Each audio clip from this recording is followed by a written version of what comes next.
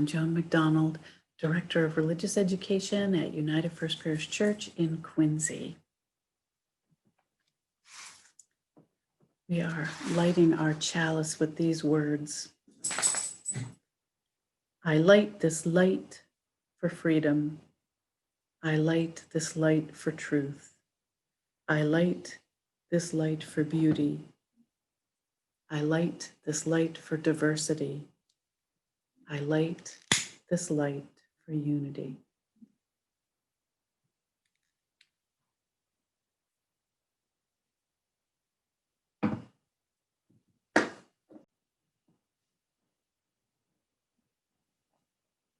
Now we'll share our covenant.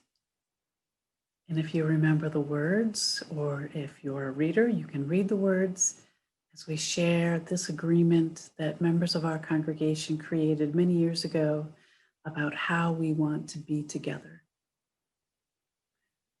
As a free fellowship of this historic church, we unite to lift our hearts and open our minds to a larger reality, to accept, support, and encourage one another, to seek the wisdom in all religions, to cherish and sustain the web of life, and to strive for justice, compassion, and peace. This morning, I want to share with you a meditation that we've done before. It's called a metta meditation, but this time it is brought to life by music. And it is was created by Mark David Buckles.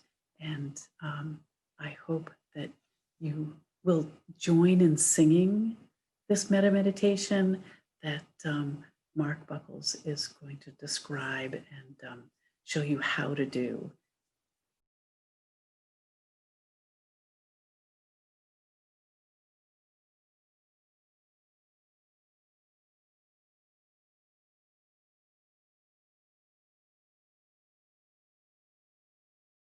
Hi everybody. I'm excited to share a song with you today that I really love. It's a setting of the metta meditation from the Buddha. May I be filled with loving kindness. May I be well. May I be peaceful and at ease. And may I be happy.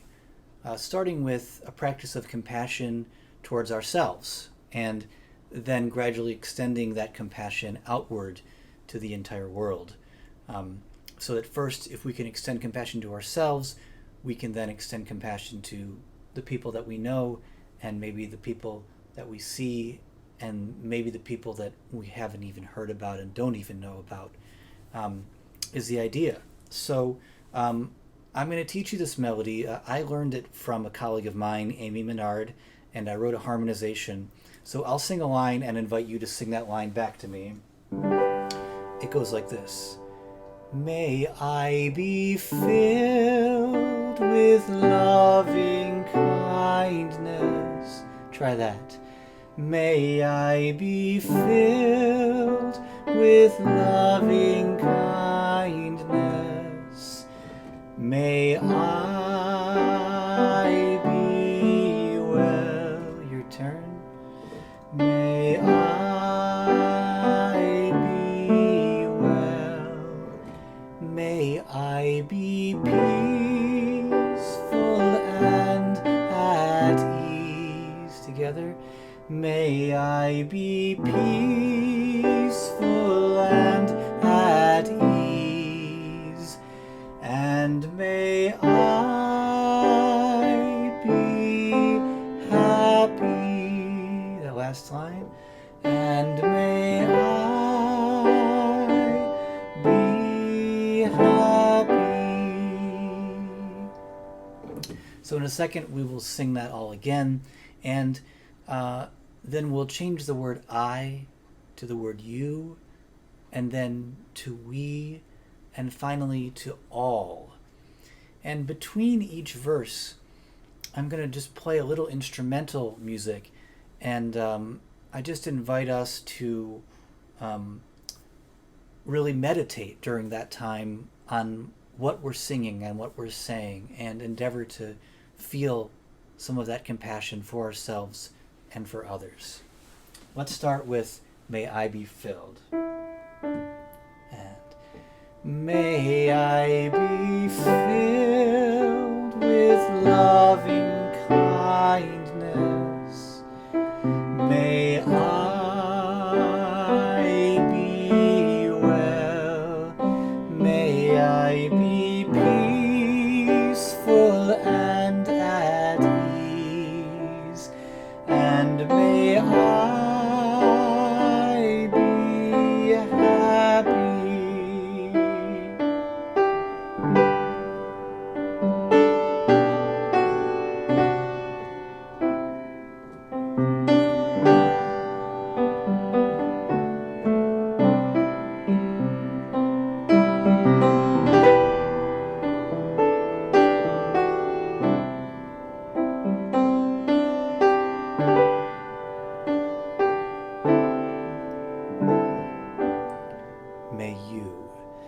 May you be filled with loving kindness.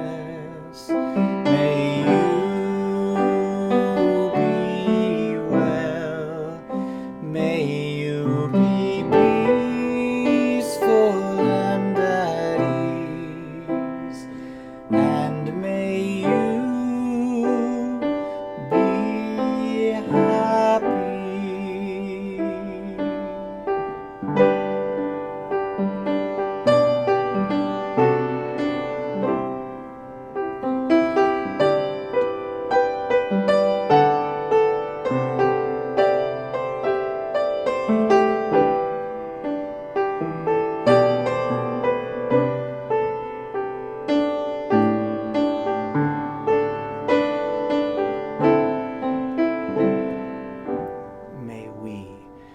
May we be filled with loving kindness. May we be well. May we be peaceful and at ease. And may we be happy.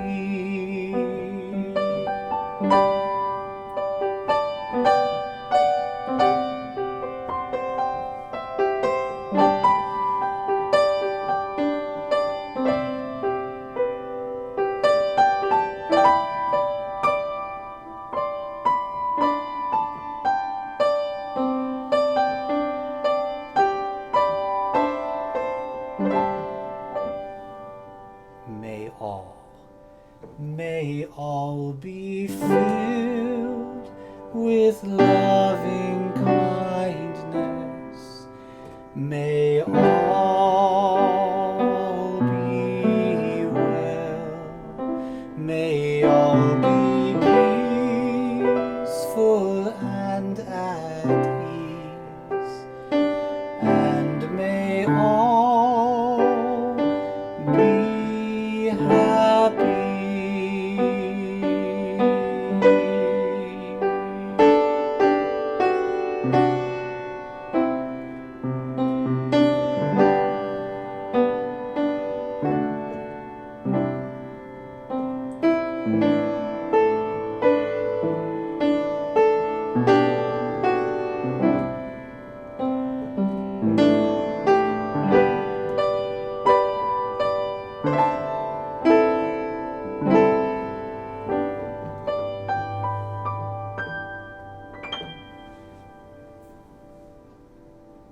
Thanks, everyone.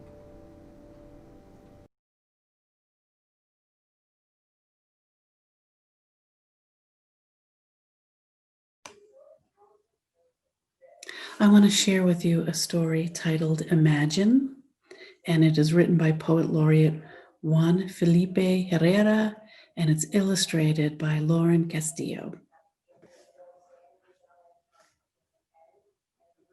Imagine.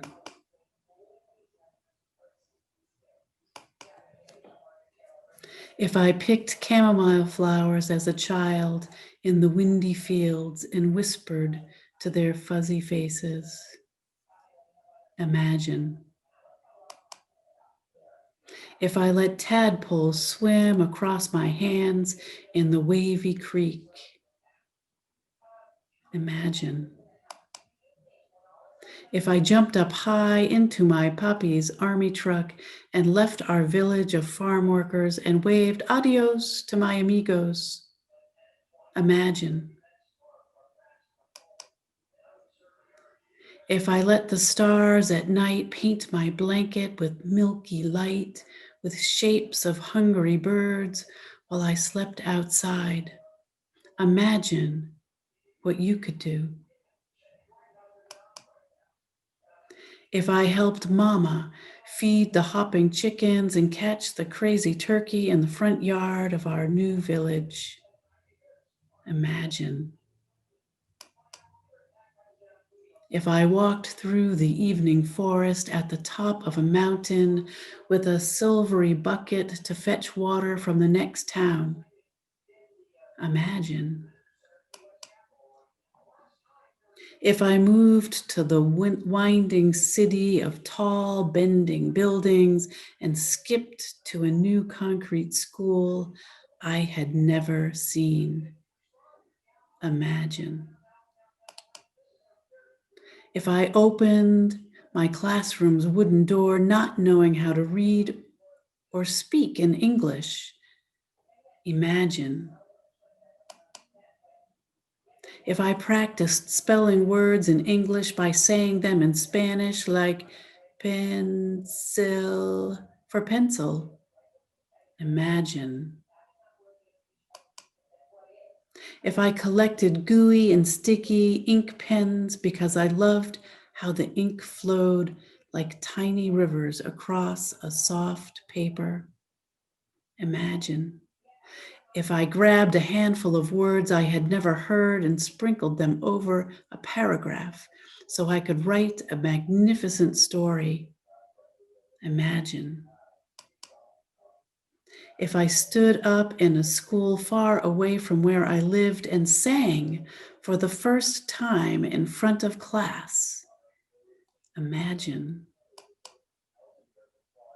If I started to write a poem on a skinny paper pad after school as I walked on the wide sidewalk and then finished it when I got home, imagine.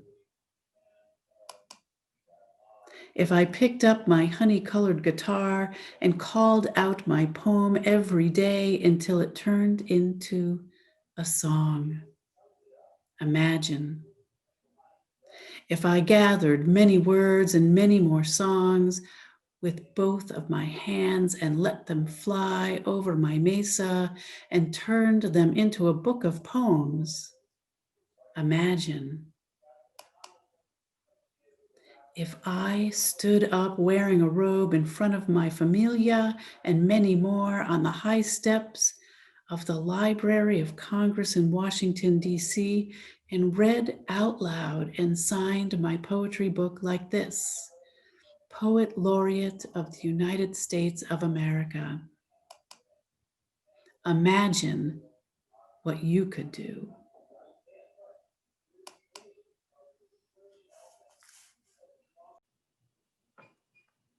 I really like this story. One of the great things about it is that it's true. Juan Felipe Herrera was born in California. His parents were migrant farm workers who traveled up and down the coast of California, picking fruits and vegetables. And so maybe when Juan was small, he never imagined that he might become the poet laureate of the United States in 2015. But if he thinks back on all of the things that he did as a kid, as a youth, as an adult, that brought him to that place where he was able to read his poem before lots and lots of people in front of the Library of Congress in Washington, D.C. So when we're thinking about imagination and what might happen if you think about what is it that you could do to make the world a better place. Um, when I think Juan Herrera, not only is a poet and a writer, but he's also an activist, and he works for kind of highlighting migrant workers' issues in the United States, people that pick vegetables and fruits, and how they're treated and how they're paid. Um, but he never imagined that that was what he was going to do. But if you think about what it is that you might do, can you imagine what it is that you could do right now or maybe in the future that would help make the world a better place? It might be something small, like maybe donating money to a food pantry, um, donating cans of food to the food pantry. It's similar to what we would do as a religious education program when we made lunches for Father Bill's, the homeless shelter. And so we would package up sandwiches and chips and cookies and fruit and water. And we would bring them to Father Bill's so that the folks who are at the homeless shelter would have a lunch meal every day. So if you think about things that you might do, little or big, that will help change the world, and so you might have a conversation with your mom or dad or the other caring adults that you have in your household about what it is that you might want to do. So another thing you might want to do is come out to the church in Quincy on Thursday afternoon between 2 and 4 and stand out for Black Lives Matter. You could make your own signs or borrow one that the organizers have, and you show your support for issues of racial justice in the United States right at our church on the steps. And that's one way of helping to make a change for the better in our world. So think about it. Talk with your special adult that you have, and you can always let me know if you want to stand out for Black Lives Matter on a Thursday, and I will do my best to meet you there. And if you want to draw a picture, share a story, let me know about what you plan on doing to make the world a better place. And we end our time by extinguishing the chalice and thinking about the flame that is in here, still glowing. And so before we blow it out or we extinguish it, we want to think about what that flame can do within each person, and how we want to be in the world, how we want to treat other people, and that flame is alive, and we are thinking about creating a world that is just and equal and equitable for everybody who lives here.